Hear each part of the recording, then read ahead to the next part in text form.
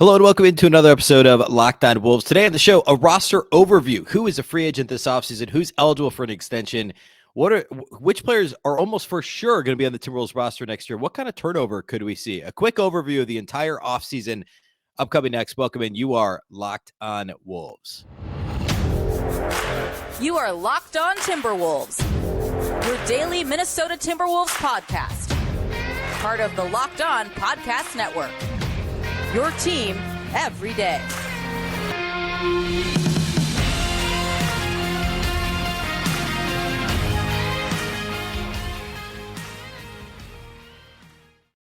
Hello and welcome into the Locked On Wolves podcast, part of the Locked On Podcast Network, your team every day. My name is Ben Beecken. I'm the host of Locked On Wolves. Happy Friday, everybody. Happy weekend.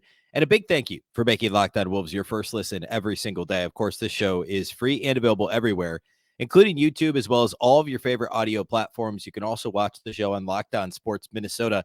That's the app on both Roku and Amazon Fire TV. Find all the Locked On Minnesota podcasts, more great local sports coverage, 24/7 and for free. Download the Locked On Sports Minnesota app today on Roku and Amazon Fire TV. You can, of course, also follow the show on Twitter.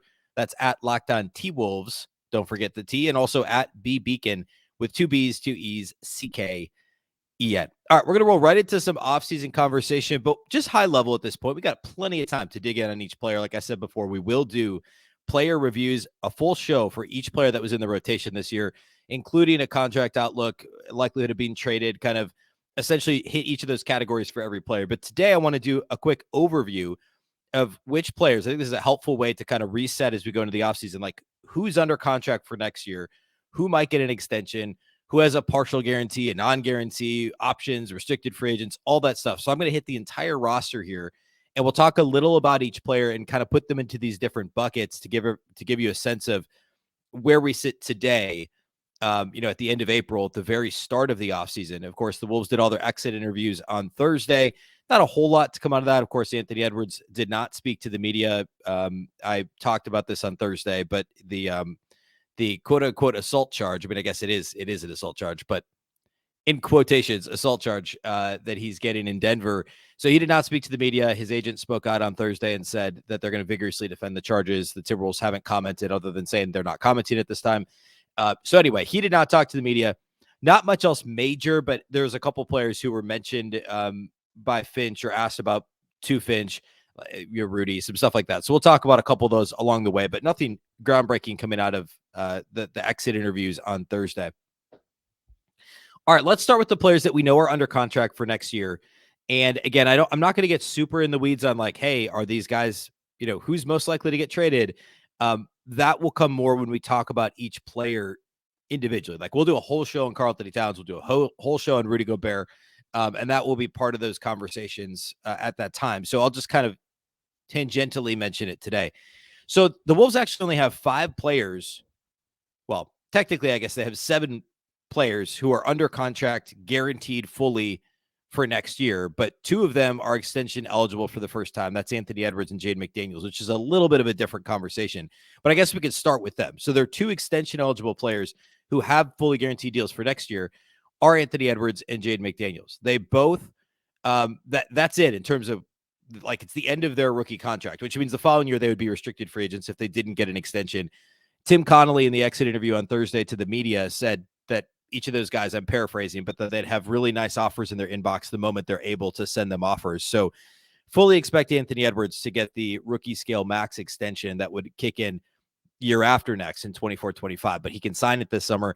Jaden McDaniels, it's a little bit more, I'm curious to see where they land on a contract for him. It wouldn't be surprising to see him push the 9-figure mark.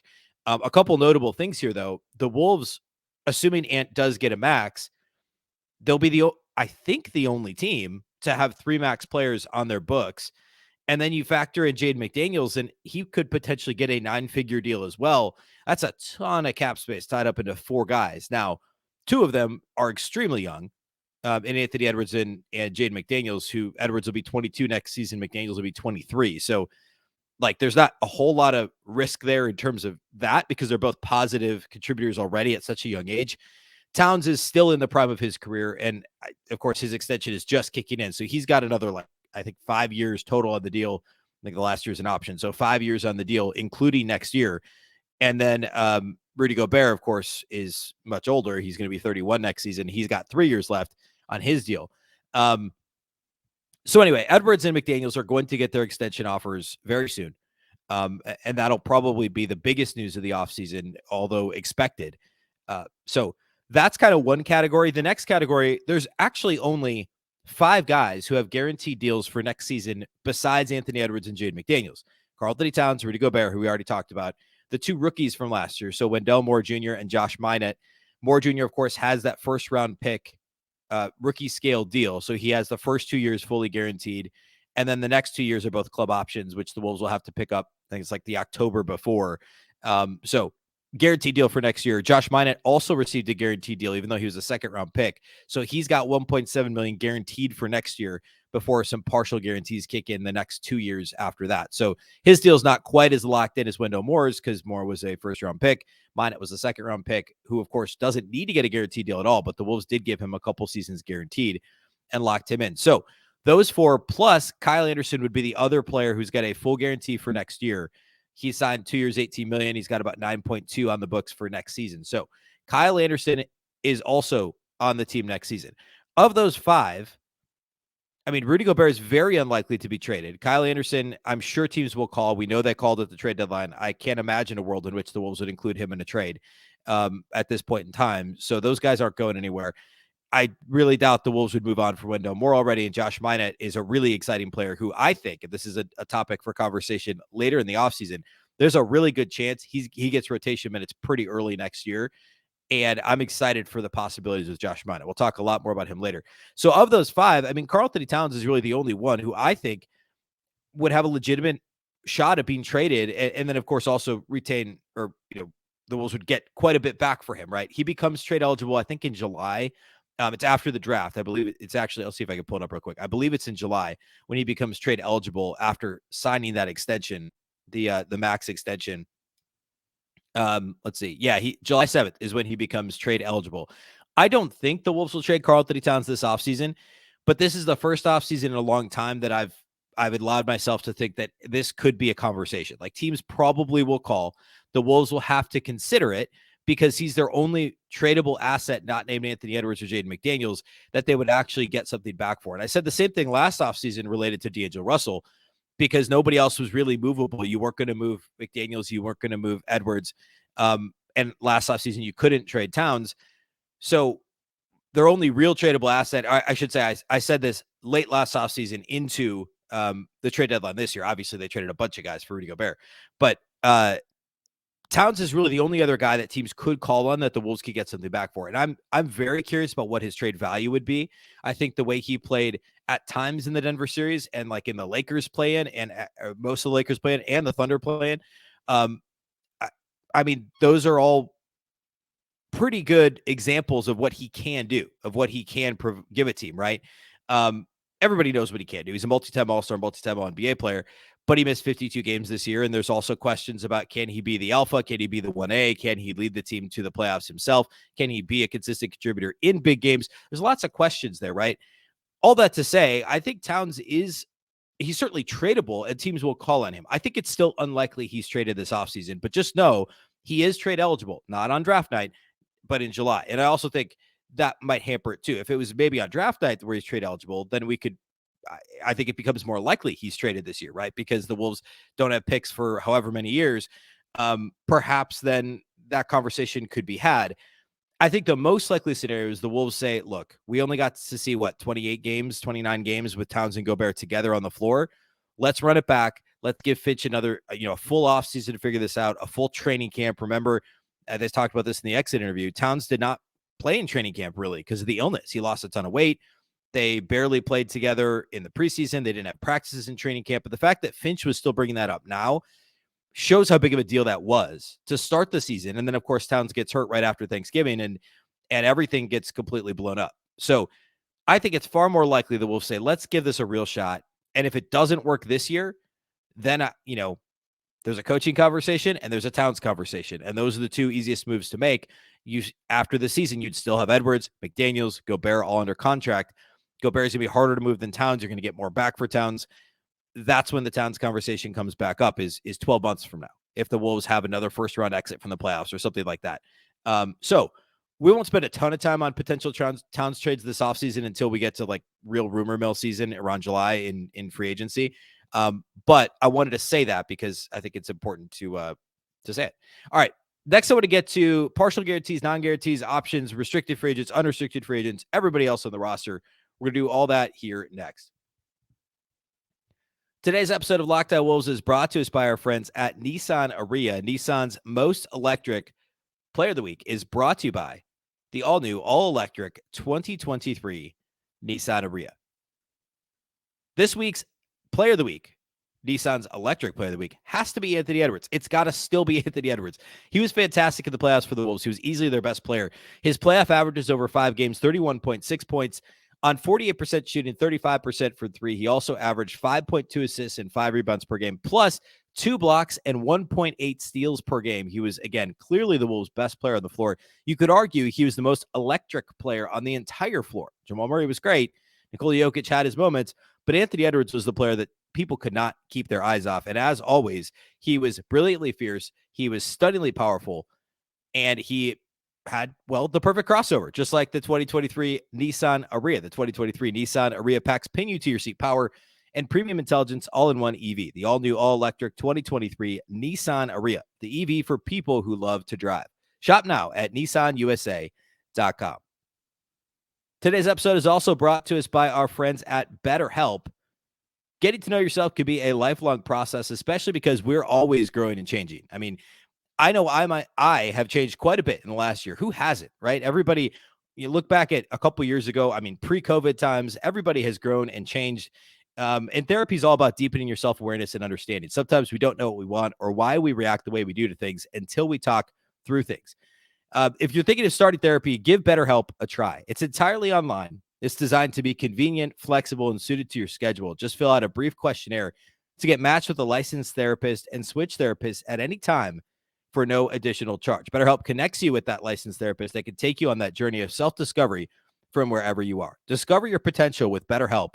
Visit BetterHelp.com/LockedOnNBA today to get 10% off your first month. That's 10% off your first month. That's BetterHelp, HELP.com/LockedOnNBA.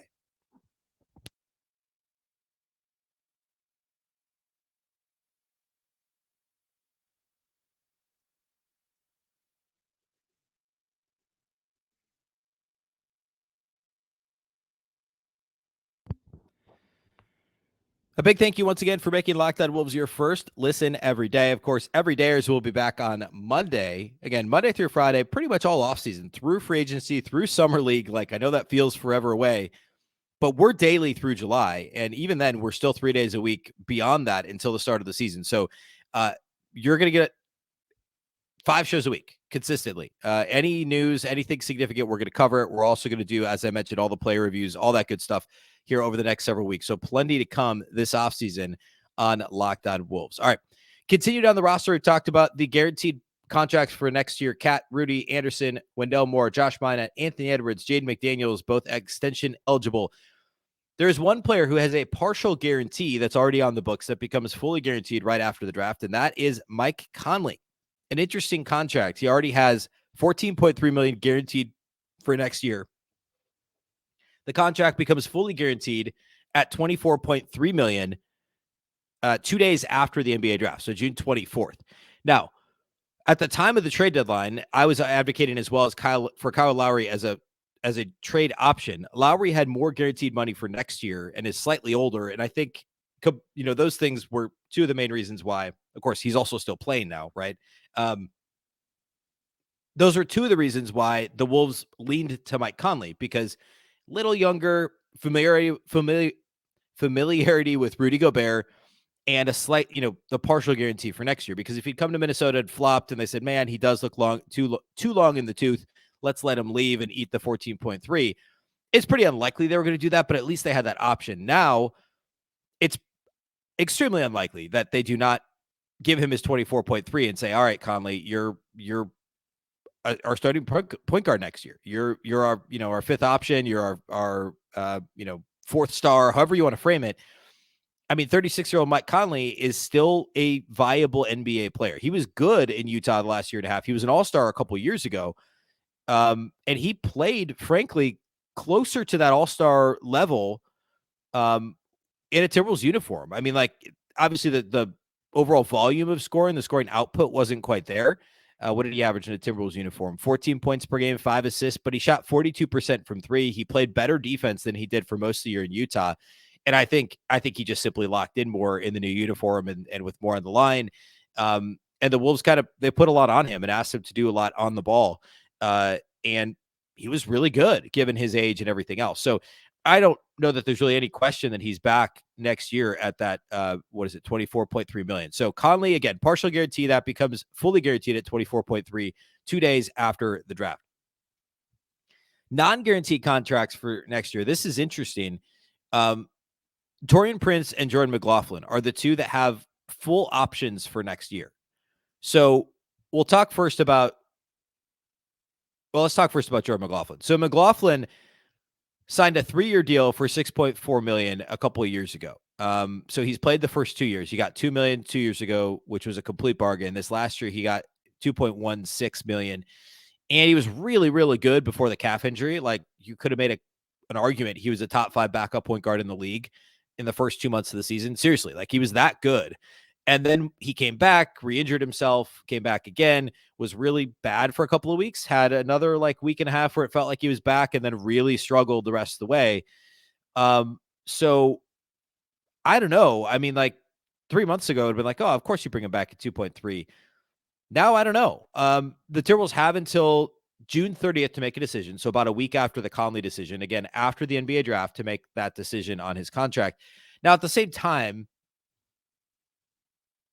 I mean, 2.3 million is not very much money for somebody who a year ago, or I don't know, 6 months ago, we'd be saying, he's one of the best backup point guards in the league. So I think they still bring him back because worst case scenario, I think you could flip him somewhere for something, or, worst case, you cut him and you eat the cap hit, because it's only 2.3 million. I think it's very likely he's back. And I'd be surprised if he wasn't on the roster next year, even if they have a contingency plan at backup point guard, which I think they should for 36-year-old Mike Conley, who's been injured a fair amount in his career. He's missed quite a few games. So I think it'd be silly to not bring in another point guard. Maybe it's a second-round draft pick that you really like. The Wolves do have, I think, 2 second-round picks this year. So maybe that's the move. I don't know. But Conley, he only played in 67 total games this year. He played in 72 games last year, so I guess he only missed 10. The COVID shortened year when he was an all-star, he played in 51, which that was only a 72 game season anyway. It was, he's 5 years removed from the major injury he had with Memphis. So I still think you need another point guard in addition to Conley and McLaughlin, but at $2.3 million, I know McLaughlin looked really bad at the end of the season, but that is essentially nothing. It's basically a minimum type contract. So I would be a little bit surprised if McLaughlin still wasn't back, but it's at least a conversation now. Whereas 3-4 months ago, we would have been saying, well, of course he's back. The $2 million's a bargain for Jordan McLaughlin. Now we're having the conversation because he played that poorly towards the end of the season. All right. Taurean Prince is a more interesting conversation because I think he's worth what he's getting paid. He signed a 2-year, $14.5 million deal last offseason with the Wolves, which of course was an extension after being acquired the previous offseason in a trade. So this season, Prince was good. He wasn't quite what the Timberwolves needed him to be, and he was dinged up a little bit. He had the illness. He had the personal issues after the All-Star break, and he still shot 38% from three. I thought he took a clear step backwards defensively. The eye test would tell you that. The advanced metrics would tell you that. And he didn't do what the Wolves needed him to do on the glass. He had a career worst rebound rate. Again, we'll break this down further here in the coming weeks. But, for somebody who was asked to play some minutes, I guess he played a lot more 3 than 4 this year. But still, the Wolves rebounding was a huge issue, and Prince was part of that problem. And yes, he shot 38% from 3, but the consistency wasn't there. It was very streaky. The Wolves couldn't really consistently rely on him. All that to say, I still think 7.4-ish, almost 7.5 million next year isn't a bad number for him. But could the Wolves do something differently with that cap space. Now, his deal becomes fully guaranteed on June 28th. So that's actually in between the Conley and McLaughlin guarantees. So a little less than a week after the draft. If he was on the books on draft night, I would say, hey, I mean, I guess they could still trade him. Like, he could be part of a draft night trade, right? That's the type of contract he has where, like, if you really want to pick up a first round pick, is there another contender that says, actually, Prince fits us really well? You can have this late first round pick, or you can have this really good second, or I don't know, you could have a future first or something like that. I don't think Prince is actually worth a first round pick, but there's plenty of examples of teams trading first round picks for rotation players. I mean, like, the obvious Wolves examples were, and this was a long time ago, but when the Wolves traded a first for Chase Budinger, actually wasn't that crazy. It was a mid-first. Budinger was a legit rotation player. The Wolves needed athleticism, defense, shooting. He provided those things. Before that, the David Kahn draft night when he traded a first for Martell Webster, that was a little more questionable, but at least Martell Webster had a bit of upside. He was a 3-and-D type player. You can get a mid to late first for a solid rotation veteran. So I think there's a shot at doing that. I'm not at all saying I think the Wolves will get a first for Taurean Prince. I'm saying that it's on the table that he's traded this offseason, and you never know what somebody might be willing to give up. The Wolves might be able to replace Taurean Prince's production with a Josh Minott type player. Now, I don't think Minott's going to be as good of a shooter consistently at volume as Taurean Prince was from day one, which, of course, that's another offseason topic. The Wolves need spacing. They need consistent shooting. I don't know that you automatically give those minutes to Minott, but Minott is the type of player with the energy, rebounding capability, and defense that you could plug into the Taurean Prince role if you get shooting from other places. So it wouldn't shock me if Prince was gone next season, but if he's back, $7.45 million is not a bad number for Taurean Prince. That becomes guaranteed in late June, and he could always be traded after the contract becomes guaranteed. So expect the Wolves to pick up that option, or expect it, I should say, the correct terminology would be expect the Wolves to allow his contract to become guaranteed at the end of June, unless he's traded on draft night. And it's always possible he could be traded after the contract becomes guaranteed. But he will be on the team. He will be on the roster come July, I think. And then there's always the chance he gets traded after that. So Prince is maybe the player that I'm the most like, I'm 50-50 on whether he's on the roster. Like, it's far more likely that like Towns is on the roster next year, obviously. I think it's more likely McLaughlin's on the roster because of his number, and the Wolves needed that position. And then we'll talk about some other guys here in a minute, RFAs and unrestricted free agents. Prince could really go either way because the number's good. He brings the skill set the Wolves need, but he took, I thought, a step back this year in his age 29 season. He's going to be age 28. He'll be 29 next year. And I think he's got a little bit of trade value. So I could go either way in Taurean Prince. All right, let's close by talking. There's only one player with an option, a true option for next year. We've got restricted free agents, unrestricted free agents, and that's how we'll close the show here today. Today's episode of Locked On Wolves is brought to us by our friends at eBay Motors. For a championship team, it's all about making sure every player is a perfect fit. It's the same when it comes to your vehicle. Every part needs to fit just right. So the next time you need parts and accessories, head to eBay Motors. With eBay Guaranteed Fit, you can be sure every part you need fits right the first time around. Just add your ride to My Garage and look for the green check to know the part will fit or your money back. Because just like in sports, confidence is the name of the game when you shop on eBay Motors. And with over 122 million parts to choose from, you'll be back in the game in no time. After all, it's easy to bring home a win when the right parts are guaranteed. Get the right parts, the right fit, and the right prices on ebaymotors.com. Let's ride. eBay Guaranteed Fit only available to U.S. customers. Eligible items apply. Exclusions apply.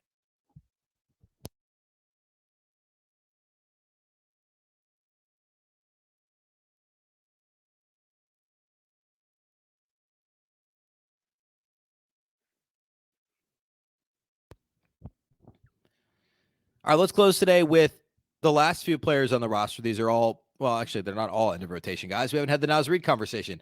We'll start with the options, which is only Nate Knight. He has a partial guarantee for next season. The Timberwolves have he signed a 2-year, $3.8 million contract. This year was guaranteed, or it actually became guaranteed midseason. Next year's interesting. It's actually a partial guarantee, and then the Wolves have the option to essentially waive him by early January like they did this year before it comes fully guaranteed. So his deal for next year is only guaranteed to $380,000. So the Wolves will pick up that option. They will keep Nate Knight for $380,000. I don't know why you wouldn't.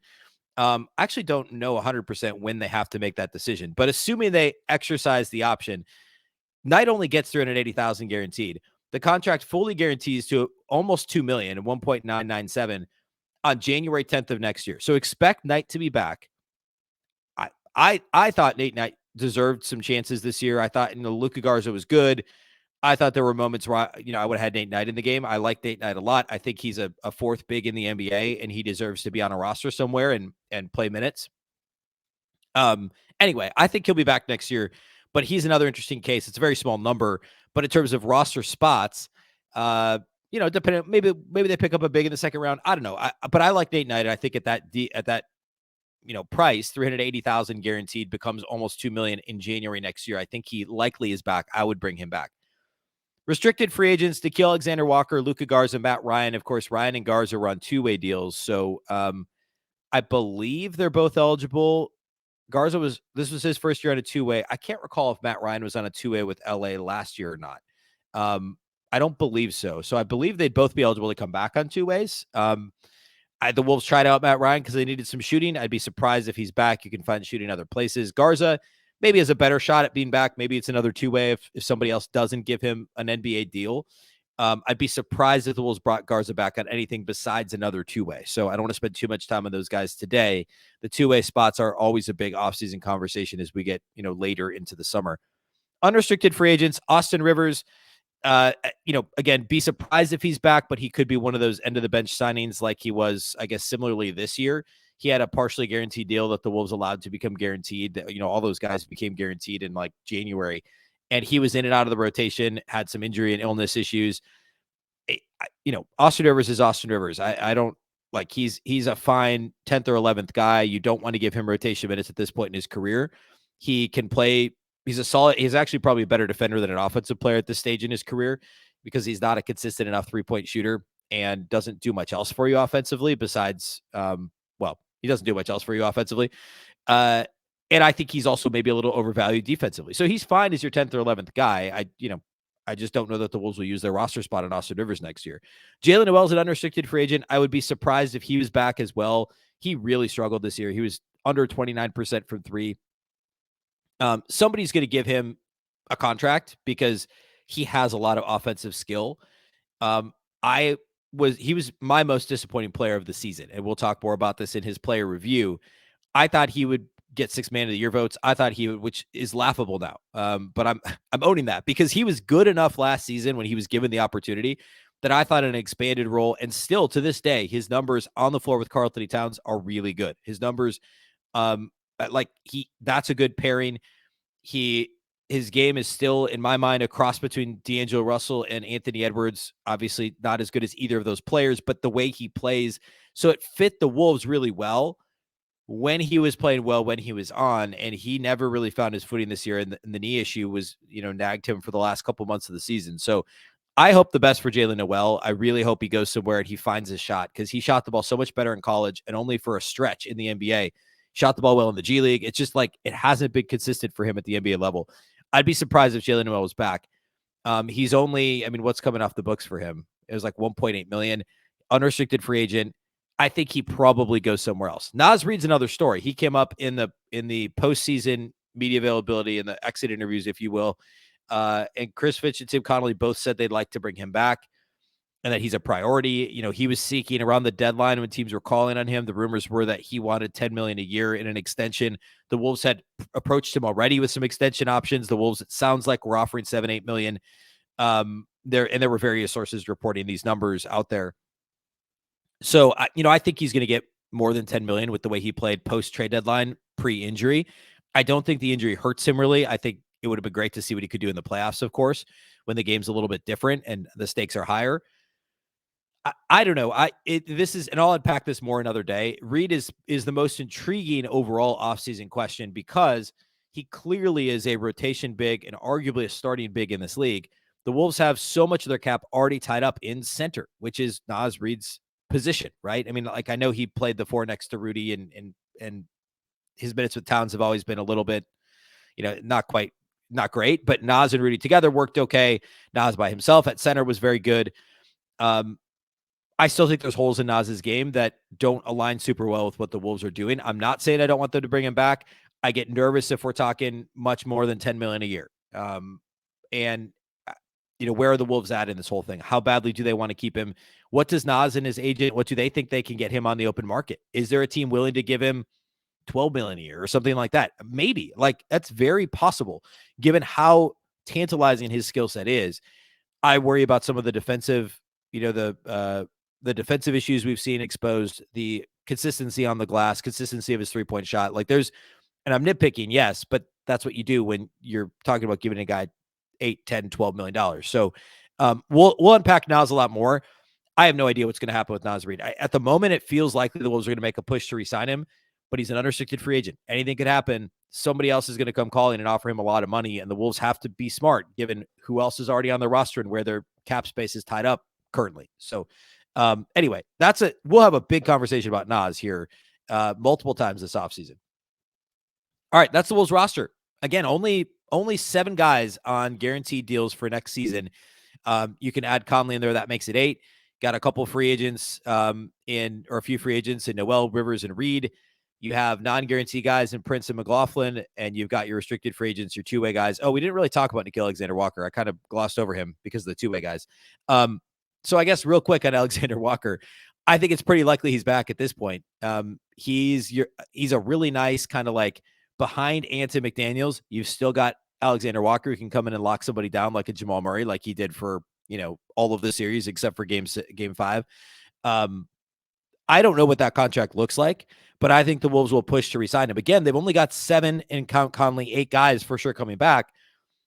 I mean, especially if, say, Prince moves on, like, you need depth, right? Alexander Walker, I think you could plug into what was probably going to be Austin Rivers' role this year, initially thinking he's like a fringe rotation guy.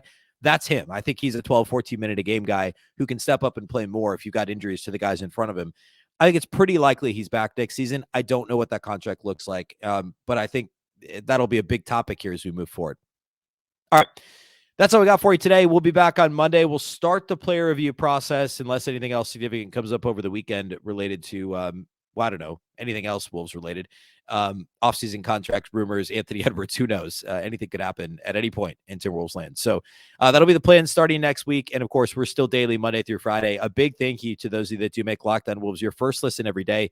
This show is free and available everywhere, including YouTube, as well as all of your favorite audio platforms. You can also watch the show on the Locked On Sports Minnesota app on both Roku and Amazon Fire TV. You can follow on Twitter at Locked On T-Wolves and also at Beecken with 2 B's, 2 E's, CKEN. Of course, the Locked On Wolves podcast is part of the Locked On Podcast Network. Remember, the Locked On Network is your local experts on all the biggest stories. Once again, I'm Ben Beecken. This is the Locked On Wolves podcast, and we'll catch you next time.